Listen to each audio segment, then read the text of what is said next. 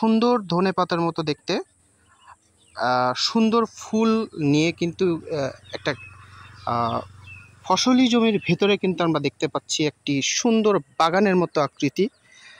আসলে এটি কোনো বাগান নয়, মানুষের সৃষ্টি বা মানুষের বপন করা কোনো বাগান নয়। আপনাদেরকে একটু ঘুরে দেখাবো যে আসলে এই গাছটা কিন্তু ক্ষতিকারক পার্থেনিয়াম গাছ।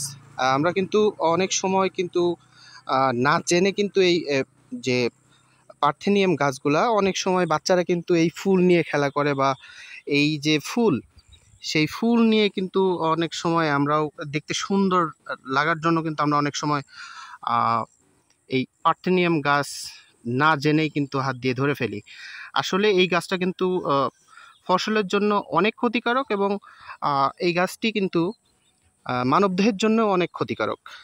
আমরা যতটুকু জানতে পারি আসলে এই পার্থেনিয়াম যে গাছগুলো আছে, এই গাছটা কিন্তু যেখানে জন্মায় তার আশেপাশে কিন্তু আসলে ফসলের উৎপাদন ক্ষমতা এই জিনিসটা কিন্তু কমে যায়।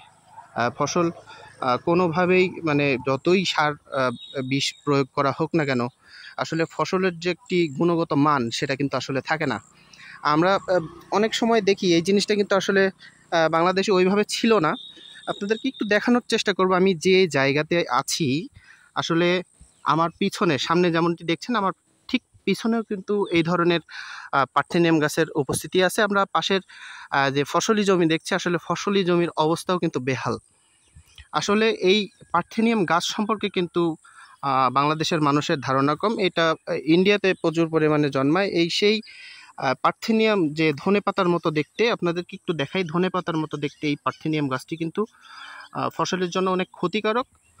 আর এই গাছটি কিন্তু আসলে যেখানে জন্মায় তার আশেপাশে ফল বা বিভিন্ন সবজি, বা যেখানে আপনার ফসলের যে উৎপাদন ক্ষমতা সেটা কিন্তু আসলে হ্রাস পায়।